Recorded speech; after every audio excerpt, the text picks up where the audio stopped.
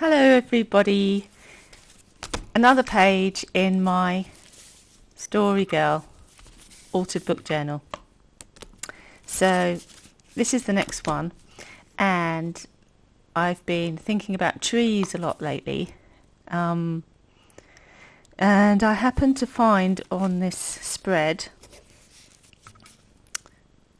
the word beautiful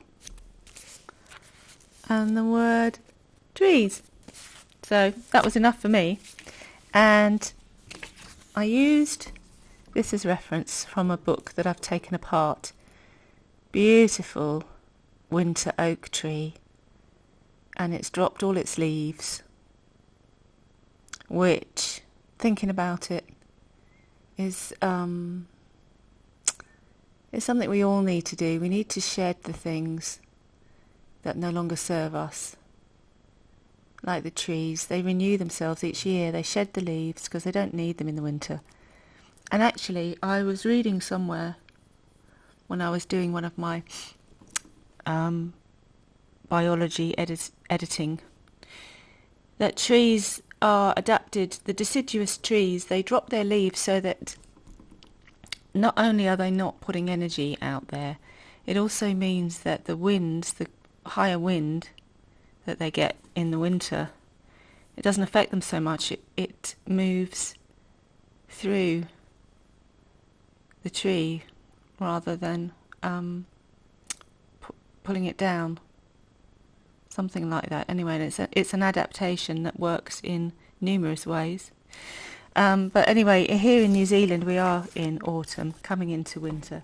We're still getting really beautiful days, so it feels quite balmy and warm today. It's really bright, so I'm having to pull the curtain across. Anyway, get back onto the page.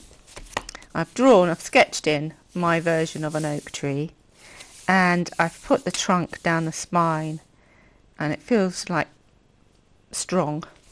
And then I found a cover from the New Yorker magazine. I love their covers, and I often keep them. And that is, I'll put a picture in, it's coming that way.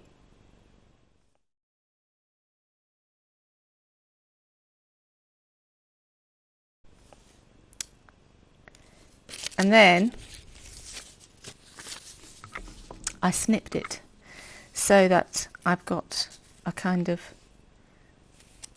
border each side, like that. And the idea is that it sort of gives a bit of depth of other trees. And the plan at the moment is to stick these down onto the page, and then use matte medium over the whole page, and that will act like a sort of sealant. That'll act like clear gesso, I guess. And then I can work them in, because I was looking at this and the branches kind of, I can make it so that the branches come into the photo and this becomes part of it. So sort of, I don't know, sort of matching into the photo. And I can also get rid of the words by going over the branches. And the same there. And if I can't get rid of the words properly, or it looks naff, then I can always collage something over the top. But the plan at the moment is to work this in. And also what I'll do is I'll take a photograph of that tree so that if it gets lost, I can then quickly draw it in over the top. Because as usual, I didn't do my background first. And that's because I didn't know what I wanted to do when I started. So, yes, my process is a little bit chaotic, but I'm quite looking forward to doing this page, and I'll come back when I've stuck these down and layered it and it's dry, and then the painting begins, and then I'll probably speed it up. But anyway, it's going to be fun, hopefully.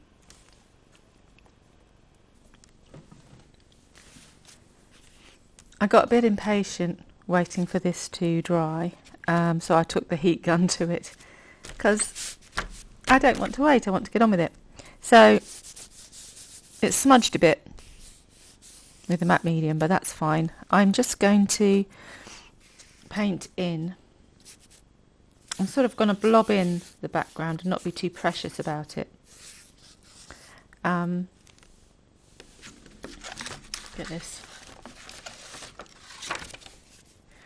I'm trying to match this colour, and I'm thinking it's more of a sort of turquoise, a light turquoise, and I've got blue as well in case I need to put a bit of blue into it. But basically I'm going to try and mix up the colours to sort of match, and yeah, blotch it in and see how we go.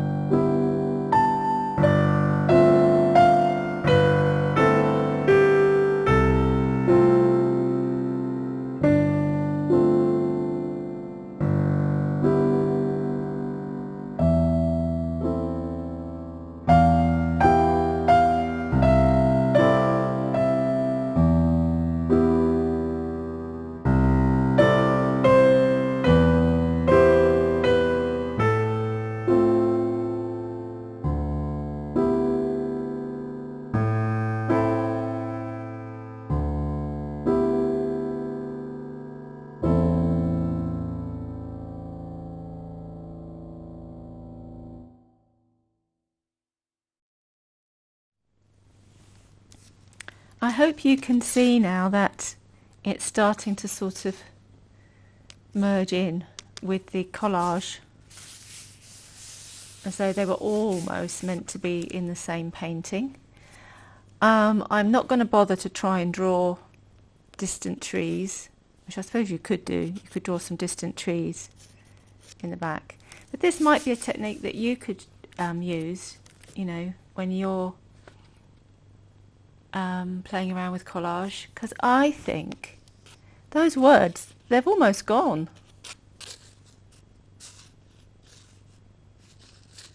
You can hardly see them. I've left that date in because I quite like the idea of referencing it to the actual page that it was used. But yeah, not bad. It's kind of disappearing. And I've started putting these circles in, which I quite like to do in the background. But luckily, before I got too carried away, I realised that I needed to put snow if I'm going to match these trees. Otherwise this tree will be miraculously without snow, which would be strange. So I'm going to put some snow in. I'm going to copy the way that this artist, whoever painted these trees, and I'm going to put snow on it. And then I'm going to go in with the circles. And that'll be it, I think. I might do some writing on the tree itself, on the branches perhaps, or in white pen. I'll probably use a Posca if I can find my Posca. And yeah, so I will come back when I've done all of that, and I'll show you the final spread. Here's the final spread. I think it worked okay. I mean, the colour's not exactly right, but it's pretty much blending in. And yes, I'm quite happy to leave it at this point.